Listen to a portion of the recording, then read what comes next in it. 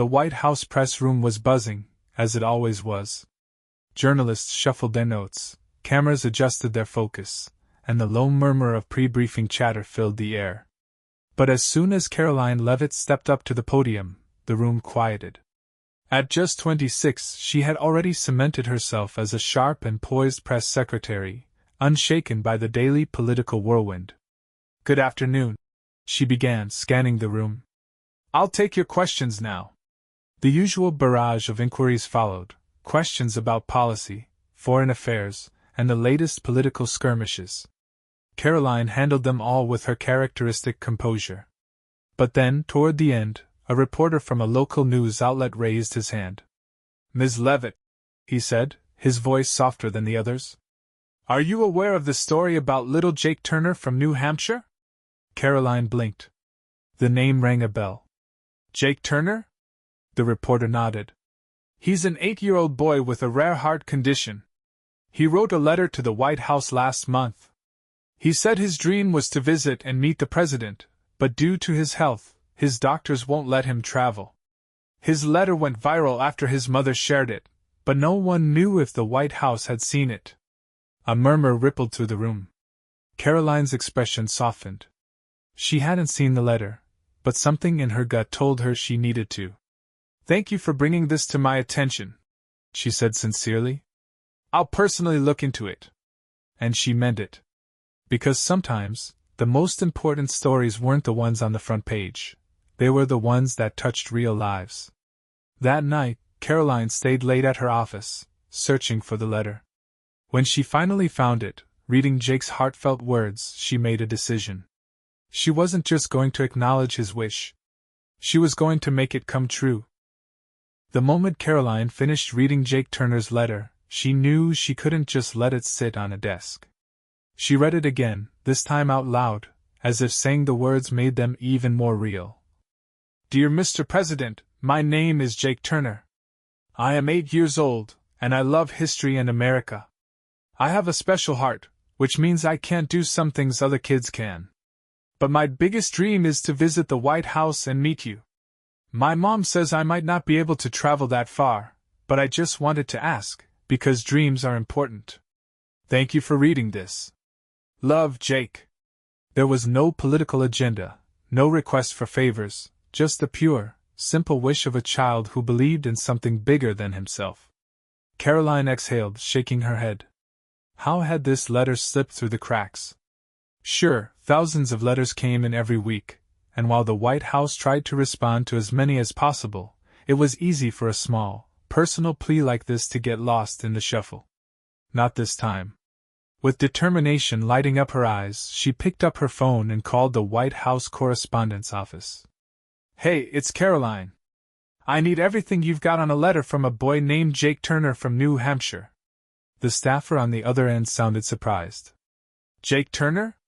Let me check. 1 second. Karoline drummed her fingers on the desk while waiting. She glanced at the time, 9:47 p.m. The White House was mostly quiet now, save for the occasional footsteps of late-night staffers finishing up their work. Finally, the staffer returned. "Okay, I found it. It was processed, but it doesn't look like a response was sent yet. We had flagged it for a standard reply, but—" "Hold off on that," Karoline interrupted. "I'm going to handle this personally." There was a pause. "Personally?" "Yes."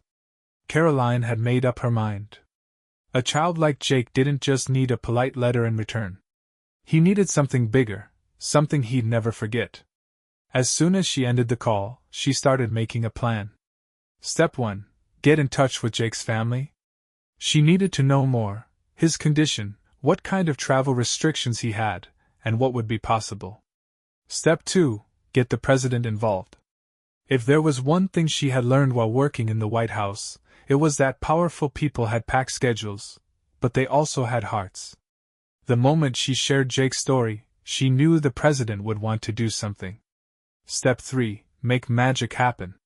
The next morning, before the usual press briefing, Karoline reached out to Jake's mother, Megan Turner.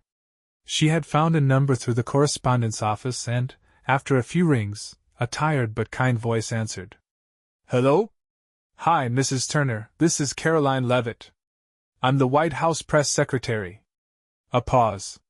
Then a gasp. Oh my goodness. I can't believe you're calling. Karoline smiled. I read Jake's letter last night, and I want you to know, it didn't go unnoticed. I want to help make his dream come true. But first, I wanted to talk to you about what's possible given his health situation. Megan's voice wavered slightly, as if she couldn't believe what she was hearing. Oh wow. Thank you so much. I don't even know what to say. Just tell me about Jake, Karoline said warmly. What does he love about history? What's his favorite part of America's story? That was all it took. Megan lit up, telling Karoline all about her son. How he could recite every U.S. president in order. How he dressed up as George Washington for Halloween last year. How he would spend hours reading about the Founding Fathers and drawing pictures of the White House, even though he had never been there. But then, her voice grew softer. Jake was born with a rare heart defect. He's already had 3 surgeries. His doctors say traveling too far could be risky, especially flights. That's why I was hesitant when he asked to go to Washington. Karoline nodded, taking notes. I understand. No flights. What about car travel? Megan hesitated. A few hours, max? He gets tired easily. That was important information. Washington, D.C. was too far for a drive from their home in New Hampshire. That meant one thing.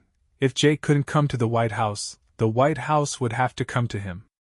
Mrs. Turner, Karoline said with a grin, already envisioning the plan. I think we can do something really special. Over the next 48 hours, Karoline worked tirelessly behind the scenes. She pitched the idea to the president and his staff, making it clear that this wasn't about politics or headlines.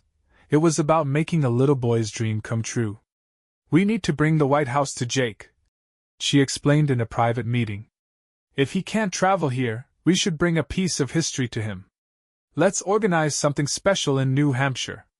Maybe a small event where we surprise him. The president leaned back in his chair, considering it. You really believe in this? Yes, sir, Karoline said firmly. I do. A pause. Then a nod. All right. Let's do it. And just like that, the wheels were in motion. Karoline personally coordinated with Jake's school, his doctors, and local officials in New Hampshire to arrange a surprise event in his hometown. It would be simple but meaningful, a small ceremony, a visit from a historical reenactor, and a personal video message from the president himself. But the best part?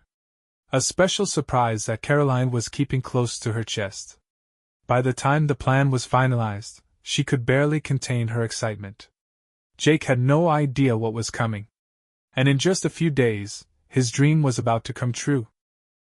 3 days later, the small town of Concord, New Hampshire, was buzzing with an excitement it hadn't seen in years. Something special was happening, though only a few people knew just how special. In the heart of town, the schoolyard at Lincoln Elementary was being transformed. White banners with golden trim were being placed along the walkway. A podium stood near the flagpole, draped in red, white, and blue. Members of the local press had begun to gather, murmuring amongst themselves about what was going on. And at the center of it all was Karoline Leavitt, making sure every last detail was perfect. She had worked non-stop to pull everything together. The president's video message was ready to play. The historical reenactor, a man dressed as George Washington himself, was reviewing his notes, and the small security detail was quietly in place. Everything was set. Now, all they needed was Jake. Back at the Turner household, Megan was trying to keep her son calm while secretly preparing him for the biggest surprise of his life. Mom, Jake said, wrinkling his nose as she adjusted his button-up shirt. Why am I so dressed up for school? Megan smiled, her heart pounding with excitement. Because today is a special school assembly, sweetheart.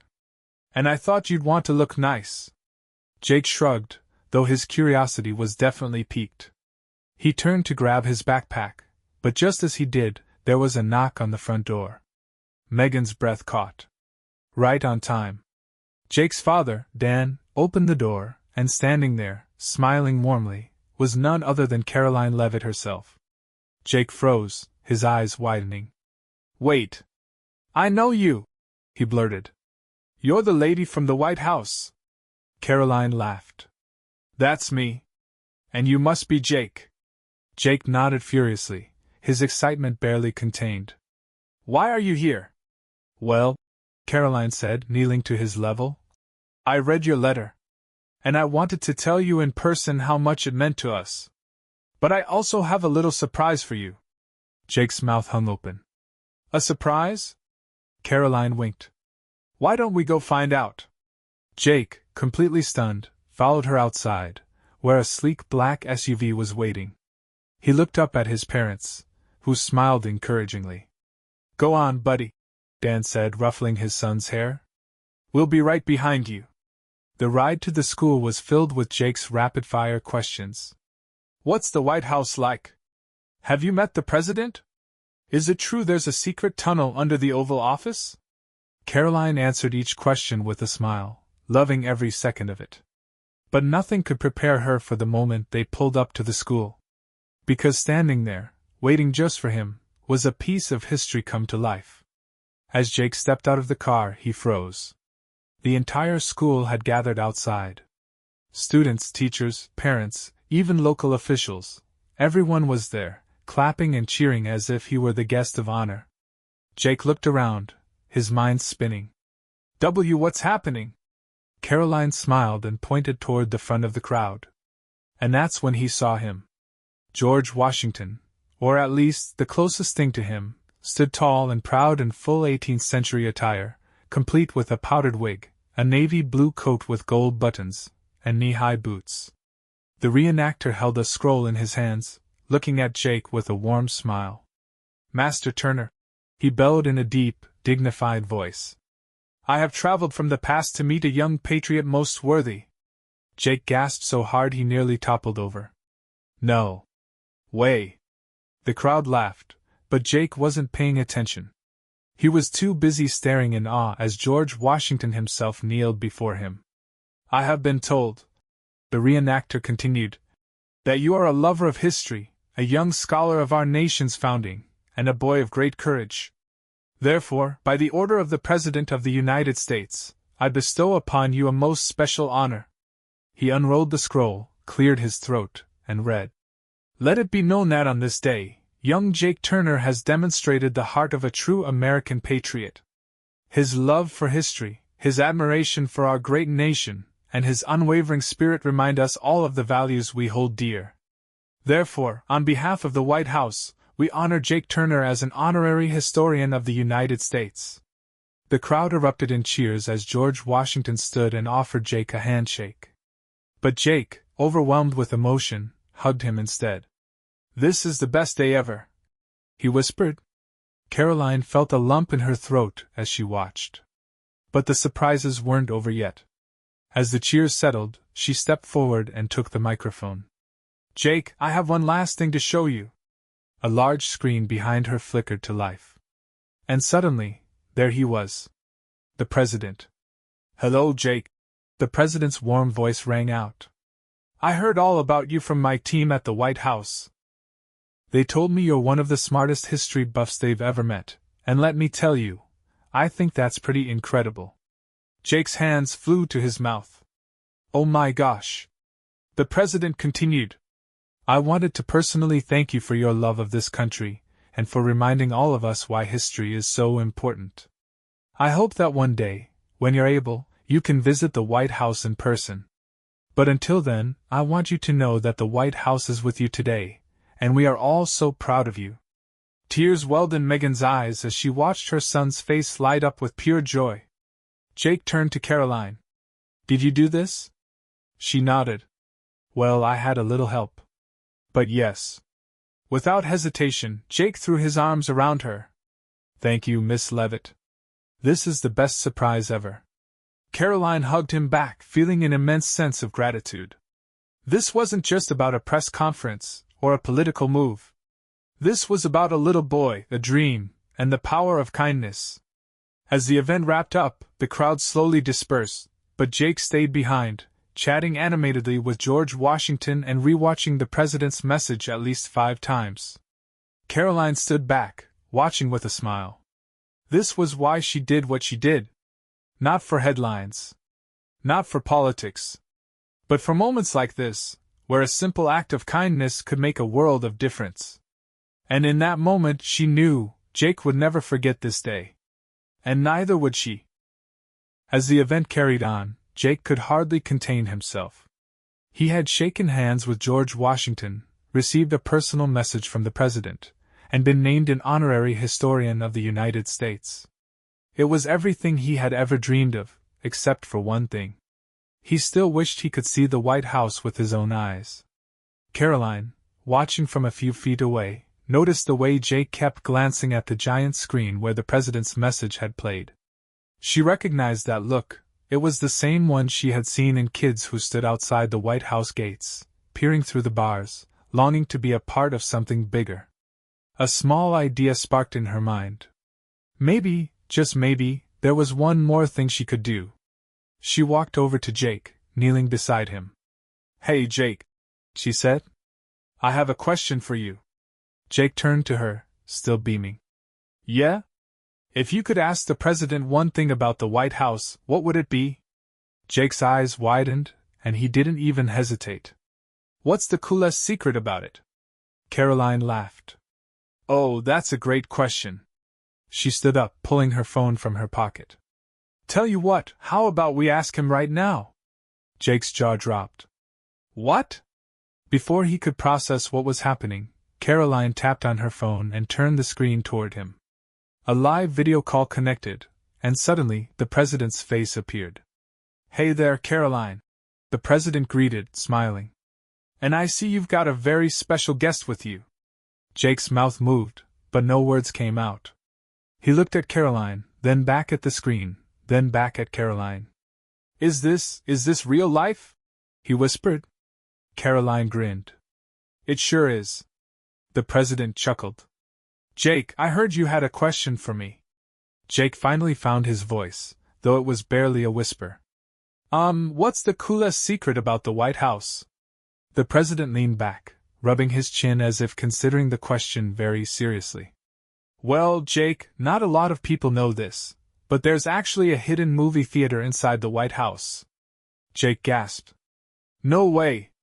"Oh yeah." The president nodded. "It's got red velvet seats, a huge screen, and even an old-fashioned popcorn machine. And sometimes, when my day is really busy, I sneak in there for just a few minutes to watch a classic movie and clear my head." Jake was practically vibrating with excitement. "That is so cool." The president smiled. "Jake, we're all really proud of you. Keep loving history, okay? Because one day, maybe you will be the one giving tours of the White House, or even living there yourself." Jake's eyes were the size of dinner plates. "I love that," he whispered. Karoline placed a hand on his shoulder, feeling her own eyes sting with emotion. "Thank you, Mr. President," she said warmly. "Anytime," he replied. "Take care of our little historian." And with that, the call ended. Jake stood there, staring at the blank screen, his hands clasped over his heart like he was trying to hold the moment inside forever. Then, he turned to Karoline and whispered, "This is the best day of my life." She smiled. "I'm really glad to hear that, Jake." But what neither of them knew was that the best moment was still to come. As the event winded down, Jake Turner was still floating in a dream. He had met George Washington, received a message and a live call from the president, and been honored in front of his entire school. It was more than he had ever imagined when he wrote that letter. But Karoline Leavitt had one final surprise up her sleeve. As Jake chatted excitedly with his classmates, Karoline stepped aside to take a quick phone call. When she returned, she smiled at Megan and Dan Turner, who were watching their son with teary-eyed joy. "You guys might want to stick around for just a little bit longer," she whispered. Megan raised a brow. "What are you up to, Miss Leavitt?" Karoline just grinned. "You'll see." A few minutes later, a black SUV rolled into the school parking lot. The crowd had mostly dispersed by now, but those who remained turned curiously toward the vehicle as it came to a slow stop. And then, the back door opened. Jake wasn't paying attention at first. He was too busy reenacting the moment he had hugged George Washington. But then he heard a murmur ripple through the small gathering. When he turned around, his breath caught in his throat. A tall, smiling man in a sharp suit had just stepped out of the SUV.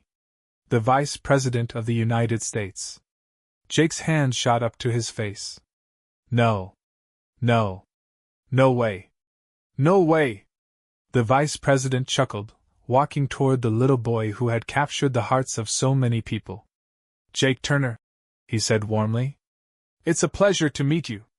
Jake could barely breathe. It's a pleasure to meet you, sir. The Vice President knelt slightly so he was eye level with Jake. I heard you're quite the history expert. Jake nodded so fast his glasses nearly fell off. Yes, sir. It's my favorite thing ever.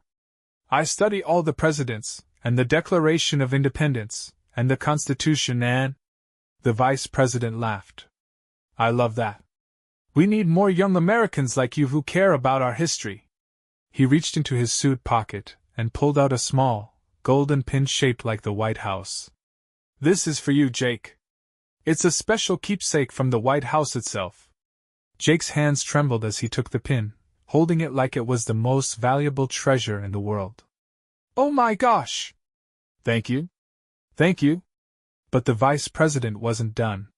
Now I also heard you had a dream of visiting the White House, he said. And while I know travel is tricky for you, we wanted to do something extra special. He gestured to Karoline. Miss Leavitt here came up with a brilliant idea. Jake turned to Karoline, his eyes wide with wonder. Karoline smiled. Jake, how would you like a personal, live virtual tour of the White House? Not just any tour, but a private walkthrough, just for you, where you'll get to ask questions and see things most people never get to see. Jake's jaw dropped. Wait. Like a real tour? Karoline nodded. A real tour. With one of the White House's top historians as your guide. And it'll be set up in a way that makes it easy for you to see everything, no matter where you are. For a moment, Jake was completely speechless. Then, without warning, he launched himself forward, hugging Karoline so tightly she almost stumbled backward. This is the best day of my entire life, he shouted. Laughter rippled through the crowd as Karoline hugged him back, blinking away the happy tears that threatened to spill. You deserve it, Jake. The Vice President put a hand on the boy's shoulder. And maybe, one day, we'll see you in the White House, not as a visitor, but as someone making history yourself. Jake's eyes sparkled. I promise I'll study harder than ever. We'll be waiting for you, the Vice President said with a grin. As the sun began to set on what had turned into the most unforgettable day of Jake Turner's life, Karoline Leavitt stood back and took in the scene. A little boy's dream had come true, not just because of the people in power, but because of the kindness and determination to make it happen. And in that moment she knew, this was what service was all about.